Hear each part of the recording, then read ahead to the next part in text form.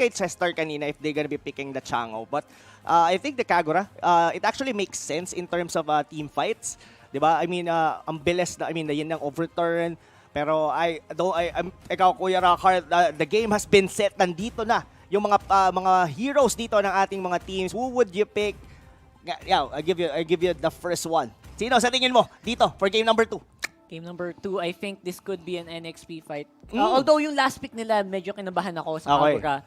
Depende sa performance ng Kagura, I still think NXP will win this. Alright, NXP solid para kay Kuya Rockhart. But ako, gusto ko yung mga picks dito na Execration. Sobrang comfortable nung picks ng Execration. Sobrang 50-50 ng labanan na to. Exactly. And ito pa, lalo na to, if katulad kanina, di ba si Zapno yung laging nagiging target nila. Now, he's on the X-Borg. Probably a high survivability rate doon sa side lane. Matic yan. So, hindi siya ngayon basta-basta mapapasok given na first item noon is Immortality.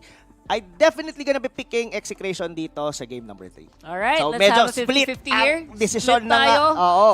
It's gonna be a big one, ladies and gents. Ready na ba kayo? Kumain na ba kayo? Dahil ito na ang huling laban ng NXP versus Execration sa araw na ito.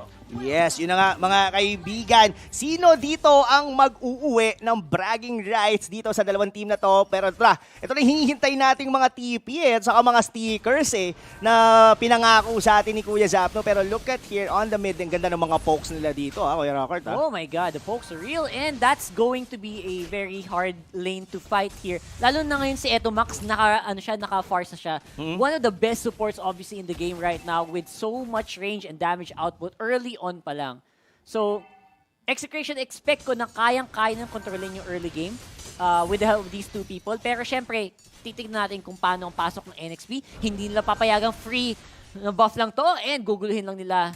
Fate will still get the buff. Ang galing nung ikot doon ng NXP solid. I mean, trying doon. Pero ito, mukhang maaabutan yata rito. Chuck, no, spotting out, trying to deny the purple buff dito. Kami naman, sabi nila. Oo, but Rene J, tama lang din yung dating niya rito. Mukhang masisecure naman dito ni H2O yung kanyang buff. Yep. Very close to level 4, so I think we will expect a lot of big team fights here. Pero again, what is going to be the setup? Paano kaya yung gagawin ng NXP dito to actually invade? Kasi this is gonna be a difficult jungle to invade. Hindi nila magagawa yung mga usual na ginagawa nila na papasok sa jungle nung walang problema. They actually will have to deal with so much threats mula sa Execration dito sa laban na to. Most likely. Pero siguro gonna be giving the reason why I actually picked for the Execration. Yep. One thing is Farsa. Farsa, I mean, one of the best support heroes talaga, I think, on Matic. this meta. Oh. Then, number 2 is the Renejade's hero. Kasi, to be honest, sa mga nakikita ko, ang dami kong to be honest, sa totoo lang, pinansin nga ni Prof. kanina yun eh. Pero, nagsasabi kasi ako ng totoo. Yun lang gusto ko sabihin. Yeah. Si Renejade Rob kasi... Luna does not lie. Oo, lagi ko siya nakikita sa mga offensive type ng heroes. Like yung kanyang Cho, yung kanyang Hellcurrent. Pero if you're gonna be giving Renejade a defensive hero, kumbaga may part sa akin na hindi natin na ma-maximize si Renejade. Nasasayangan ka Oo. sa pick na yon and it's a good pick. Mm, Pero it's on the wrong person. player. Yes, oo. Parang I mean, ganun. I'm not saying na hindi kayang laruin ni Renejade For sure ang naman kaya Gato-Katsa. naman. But what I'm trying to say is that there are certain heroes na the best talaga para sa kanya and the draft actually countered somehow yung mga heroes ni Renejade. Yeah, and that's actually something that you will need to deal with talaga. I mean, if you're on a team, 5 lang talaga kayo eh. Like, no choice. Kung kailangan nyo talaga ng isang extra frontline tank, you will need to adapt. And that's something na magandang testing din yan. Oo. Magandang testing din yan para sa NXP, no? Na meron silang mga hero na hindi mo usually makita na gamit nila. Pero, if they can pull it off here in the highest level of play dito sa MPL, aba, that's saying something. That means napaka-multi-talented mo. Napakadami mong pwedeng gawin for your team which adds more value to you as a player. Exactly. Totoo doon. I mean, you actually nakuha mo lahat ng mga points doon, Kuya Rockhart. Ang isa pa dito, mga kaibigan, ang laki ng burst potential kasi din ng Execration from the of course, nandun yung Cho could be able a very good pick-off. Tapos somehow, of course, the Farsa with the Feather Airstrike, di ba? Parang ang bilis mag-deal ng damage. Parang may instant -1 kayo pag may nahuli si Benny Cutie. Parang ganun, no? And the Farsa is something that you need to really look out for. And si Ito Max ba may gamit? Sobrang, it would be a different story siguro kung napunta to sa Kung napunta ta sa NXP because Chester is very good on that. Oo, actually Pero both of them are both of good them are Farsa very players. good Farsa Oo. players. Ang inisip ko lang talaga yung Kagura pick, how does it deal with the Farsa pick? Mhm. Diba? Sa early game, obviously lamang na lamang kasi si Farsa. Pero pag nagkumpul-kumpul na kayo, tas hindi nyo napansin yung Kagura, dun na nagkakanda-leche-leche yung lineup. Totoo. So, depende sa sitwasyon, depende sa posisyon pala, ni Chester sa magiging laban sa mid-game. Pero again, medyo mid-game pa yun para sa akin. Ang problema kasi sa sa isang Kagura is that he actually needs a little bit of time compare Oo. sa isang Farsa. I mean, Farsa, kailangan lang niyang mag-level 4 and that's it. Oo. I mean, kahit Arcane... Kahit no items pa, no? Oo, kahit Arcane Oo. boots lang. Any boots, to be honest. Kaya niyang i-mag-deal ng enough damage. But that's a different for Kaguras. Ang difference lang nila probably is yung mechanics nila sa mga team fights, which is after ng Feather Airstrike, mas malaki na yung maibibigay ng isang Kagura. But will they be able to have that time para magkaroon ng item din si Chester? Yun ang kailangan nating tignan. And nagiging solid, nagiging klaro na kung ano yung mga win condition ng ating mga manlalaro dito ngayon. Yes, yun na nga. Pero still, medyo nagiging cautious sila dito. This is not what we've seen on the first 2 matches nila. And I think ang unang sagupaan natin dito paglabas pa ng first turtle eh.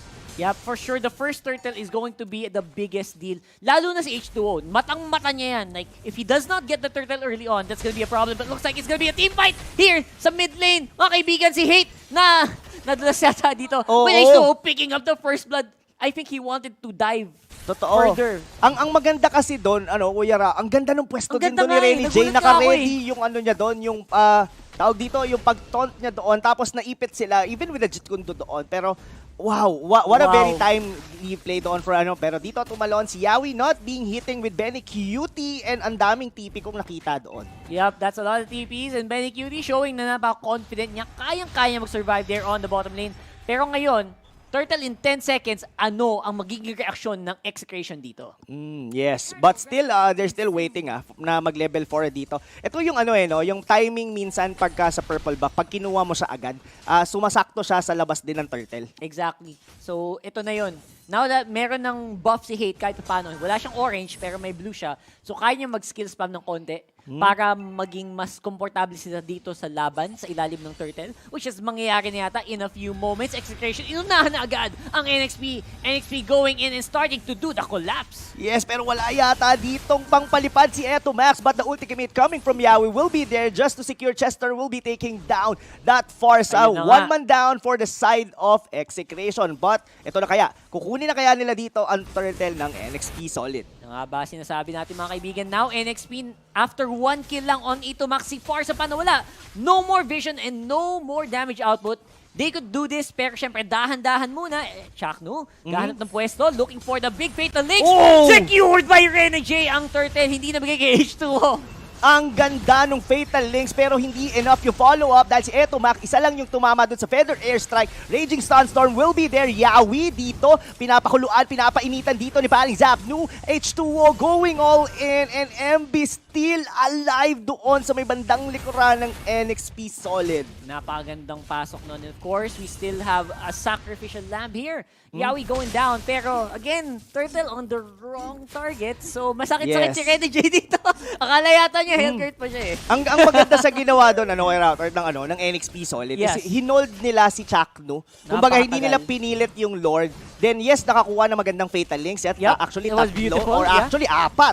Pero yun nga lang hindi umabot doon yung backup dito ng Execration. Still, they could be able to pull off at least killing Yawi on the process and MB medyo nabuhay siya doon. Yeah. Ang pinakamalaking doon is nahuli si Hate. Yeah, sobrang sayang nung engage si Chakno kasi yung follow-up kulang lang din. Tapos nahuli pa nga si Hate. Yep. Which is naging napakalaking problema dito para sa Execration. Now, it is going to be NXP Oh! barreling down! Beautiful Tiger's Revenge and the Fatal Links para makagante. Pero makakatakas naman ng NXP doon sa engage na with Rene J with the zone. Oo. Grabe! Panigurado! Grabe. Kuya Rockert, sobrang MVP ng mga galawan dito ni Yawi. I mean, yes, with the Tyrant's Revenge doon, huli niya kagad yung dalawa. At then as well, Rene J just zoning out with the Avatar of the Guardian, giving an anxiety dito kay Eto Mac. Hindi siya basta-bastang makapag-feathered airstrike. That's Kasi true. pwedeng-pwede siyang biglang talunan ni Renny J. And Renny J definitely knew when to go in. Mm. Kailangan nila i-secure yung tower na yun. Kailangan nila ma-secure yung HP din nila H2 kasi napuwersa din sila H2 na mag-Tempest of Blades para makaiwas sa damage output. And syempre, Avatar the Guardian, great zoning tool. Kahit hindi tumama yan, basta takutin mo lang yung kalaban mo, nagawa mo na yung trabaho mo. Exactly. Looks like Hate dito, hindi nakakakuha ng the usual place niya sa kanyang Lancelot. Lagi siyang napipick up dito, mga kaibigan. Feather naman! S9, look at Yawi, look at the Avatar of the Guardian from Renny J hitting the Farsa. 2-man down para sa side ng Execration. May Fatal Links pero hindi enough. Chakno dito, mukhang mapanganib. Habol na. MB will be taking down the Atlas and that's gonna be a 3-man down for Execration. May susunod pa nga yata na card. That's gonna be Zapnu almost killing everyone from the side of Execration. Benny Grabe. Cutie just getting a consolation tower dito sa bandang ibaba. Mga kaibigan, ang score 1/10. Naku po, delikado sa social media ang mga ganitong score. Nako po, oo, napopost ang mga ganitong score, mga kaibigan. We will have to see if Execration kaya ba nilang i-tilt back ang laban na to because that is becoming very difficult for them to win. Lalo na ngayon si H2O nakuha na yung turtle na dapat sa kanya. They will go for a fight once more on top lane. Ayaw pa magpapigil, ayaw magpawat. NXP, they will have control of this game with a almost 5,000 gold lead. Oo, grabe. I mean, H2O dito, mga kaibigan, ready in the zone. 5-0 for KDA. Literal dito, Rockhart. Talagang nagsusnowball na rito ang NXP Solid as of 7 minutes into the game. They could be potentially na mag-deny na Si rin Hate! dito. Pero si Hate doon na naman yung nahuli. naman. Same Oo, spot? Same spot. Ang matindi rito, kung ano yung score ni H2O, yun naman yung kabaliktaran nung kay Hate. Baliktad na baliktad, as in, I cannot believe my eyes. Okay, here we go. Ito, Max. Tuloy-tuloy. H2 ayaw pa rin mapigil with Chester in danger though. With the last Insati, Zapnu, na-takedown naman niya ang kanyang karibal. Pero for the meantime, lamang pa rin on the map. Everyone else starting to get in position for a big push. Totoo yan, mga kaibigan. 4,000 lead pa lang naman dito ang NXP Solid. And what's, at least there's still gonna be a good juice for Execration because they do have here the Forza that could be able to withstand or at least go into the late game. That Way of the Dragon ni Benny QT pero hindi yata enough, but the Feather Airstrike will be there. Chaknu will be taking down the life dito ni Yawi. And Avatar of the Guardian out for Renny J. Yup, dahil doon, and of course, they will still get something for that. Ang problema dito, nagiging hit or miss na, slowly yung mga engage ni Yawi magiging problema kasi pinsan pag sobrang ganda ng momentum mo, mapapa-go ka ng mapapa-go. Oo, Alam kumbaga mo, parang parang in-hit ka eh. Oo, in-hit Oo, eh, gigil diba? na gigil ka. So parang you have the momentum, you tend to probably commit mistakes kasi nga more on aggression ka going forward. Pero ito, mukhang triangle Behind enemy defense yung lines. pinapakita rito for Benny Cutie pero yung Sipa, kinounter ng Tempest of Blade. Pero Where you H2O, going? para sa likod, eto Max, tamang-tama yung pasok niya pero ang bilis tumalon sa pader doon ni H2O and still gonna be alive dito sa laban na to. grabe yun. Wala akong masabi doon, natahimik ako. And of course, makuha pa rin ng NXP yung turtle sa top lane habang nangyayari lahat ng to. H2O should have died. Oo. Pero hindi pa rin talaga. Isang ano na lang yun eh. Isang one hit na lang Isang yun eh. one hit, isang kiliti. Look at that, mga kaibigan. My Yawi gosh. dito trying to check on the bushes dito. Mga kaibigan, still, this is an NXP Solid. A game to lose para sa kanila. It's up for Execration to hold dahil isa na lang or probably yung torre nila dito ay nauubos ng paunti-unti sa kanilang tier 3 turret na lang halos yung nabubuhay sa kanila aside from the top lane. That's right. And I think gusto na rin tapusin ng NXP Solid yung bottom lane second and yung top lane second. So this is a lot of gold. Isang katutak na gold pero mahuli ba nila sa H2O? Will be going down there. Yawi with a big engage. Fatal Links mag-isa. Ganong kakamahal. Neto. Buhay pa din! Buhay pa din! Kuya Rakay! Grabe naman si Boss Yawi going Oo. down with the last insanity. Pero looks like H2O kuha pa rin ang target sa gusto niya. That's Zapnu once more on this X-Board. Grabe, still 4-man down sa Execration. Si MB tumambay na sa base dito ng Execration. Sabi niya, ako na lang bahala dito mga tol. It's gonna be Eto Max na lang ang buhay. This could be it! This Rockhart. could be it, man. A very, very strong finish kung sakali. NXP wants to go in. Tower lock, base lock agad. Pero, Buhay looks pa! like Eto Max. Wala minion wave! Walang minion wave, sinakripisyo yung sarili niya para maklear. Oo, wow! Buti na lang nandoon si Eto Max. Hindi pa tapos yung akalain yung laro dahil nandito pa ang execration. Di pa. Humihinga pa mga kaibigan. And it's still going to be a 9K goal lead, a very solid one at 10.5 minutes. Pero, again, hanggat hindi bumabagsak ang base, hindi pa tapos ang labanan. Hate going out to the Phantom Execution. Pero ang problema, bawas niya. Nasan na? 0-6-3 on that Lancelot. Yes. Ang kumbaga parang ang naging play to ni Chuck, no, sa tara, tanggalin na muna natin sa equation si Yawi. Pero grabe yung kunat doon ni Yawi. Yes, nakahuli. Pero ito, mukhang ang speaking of huli, that's gonna be Chester. Pero si Emby rito, mukhang siya yung susunod. Look at the damage. Eto, Max, dito medyo nararamdaman na ng NXP solid. Medyo kailangan mo nang i-hold ng NXP yung kanilang aggression kasi pwede pa din kumambak dito ang execration. Yep. Malaking bagay yung -1 and again, kita nyo naman walang 0-6-0-6. Pag nag-item lock, pag nag-late game, lahat na kayo full items. Kahit anong standing yan, ganun pa rin. So I think yun yung ginagawa, sinusubukang gawin ng execution ngayon. As in, clear mo lang lahat ng minion waves hanggang umabot na naman tayo ng 30 minutos dito at pantay-pantay na naman tayo. Feeling ko, pinlano ni Ginoong Valdez to eh. Tingin ko. Nasabi niya, sige, paano muna natin sa early tapos comebackin nyo. Then, yung sa malaking dulo, comeback. bahala na kayo kung sino makakuha. Oo.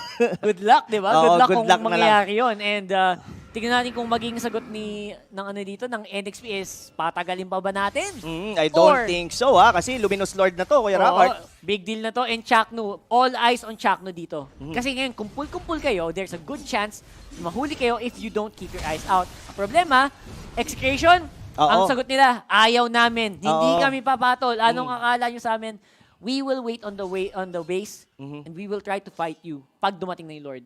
Oo, totoo yun. Kasi Confidence, it's gonna be risky for them to be able to dive that one out. Yes, there's a potential na manakaw nila yon, pero up until what extent, di ba? So true. I think they could be able to hold pa rin naman, like what we said, meron silang Farsa dito that still have an item naman. May Lightning Truncheon na si Etomac dito. Could be able to deal damage. Probably makuha, I think basag naman na yung top lane talaga nila. Yes. So it's gonna be okay. So ang sagot dito for NXP Solid is, kaya ba nila na i-hold yung mga lanes na halos sabay-sabay? Kasi kumbaga yung Lord, hahayaan na nila yan. Tama. Tapos i-flow na lang nila yung mid tsaka yung bot. Pagsasabayin nila yung gitna saka yung ibaba. So, ang tanong is, kaya bang madepensahan ng execution? And ang I think ito yun push. mukhang sakto to. Sakto to, Kuya Rockart. Here we go. Sakto, sabay-sabay. Let's go! Will it be a big team fight or will it be a separate fight on top, mid, and bottom? Let's see, Kuya Rob. Oo, yun na. Tumalon doon si Rene J. Pero the Lord is still alive. Pero wala na yatang minion wave doon sa ibaba. Pero mukhang babasag yata. Look at H2O. Just targeting pero nawala doon yung catapult. And still, Grabe! what a perfect Nadepensahan defense. nila yun? Oo. Timing lane. Ang ganda rin kasi ng mga minion wave clear ng execution. Still, the middle lane can be taken down. And yun na, inulti na. Nag-last insanity na doon si Zapno. Just to be able to clear down the wave. And QT, tumalon doon si Yawi. Dinikit sila lahat doon sa may torre. But the Fatal Links will hit on too. But the Deathless of Blade will be there. It will be enough nga kaya, but H2O, mapapatay ni Zapno. Chester going in para doon sa atas. Medyo unti naubos niya dito ang NXP Solid. Eto, Max having a triple kill and as well with Hate na buhay pa rin. Unang patay niya yun, pero at sa shutdown and a wipeout dito, sabi nila dito, takbo na mga tol! Takbo! Pinapatakbo sila ngayon ng execution. Yung boss nila for sure, takbo kayo sa mid lane, go for it, and take it out as much as you can. Kaya ba? Kaya ba? This is 20 seconds on the death timer dito ng NXP Solid. Mukhang Oh kaya my to. God! Kaya ta! Tingin ko kaya to. Kaya to. Hold I nila can't to. believe Medyo it. tinatangkin nila Tatangkihin dito. na nila yan for sure. Dako po, mga kaibigan, that's gonna Yung be base! Dako Yung po, yung base! Yung base! Ayan Pinakita na! nila dito. Execration! Taking I can't believe it! number 3! Oh my God! What? What is happening? What is happening? Ano nangyari? Ano yun? Ano Si yun? Billy, hindi naman ko nahulog. Speechless talaga kami mga kaibigan. Isipin mo yun, isang beses lang nakapatay si Hate sa laro na yun, yung pa yung pinakamahalagang napatay niya. Oh my God. Wow. Look at Zapno. He's actually, this is the tears of joy. Paano? Oh my God. But still, props to NXP Solid. They almost have that game. They had the Lord. They have all the minion wave. But Execration showing their experience in the MPL. Man, the experience from these guys holding steady. Lahat ng tamang desisyon ginawa nila from a 10,000 gold deficit. Oo. Behind na kayo, basag na lahat ng kayang mabasag. Pero at the moment, the decision to go for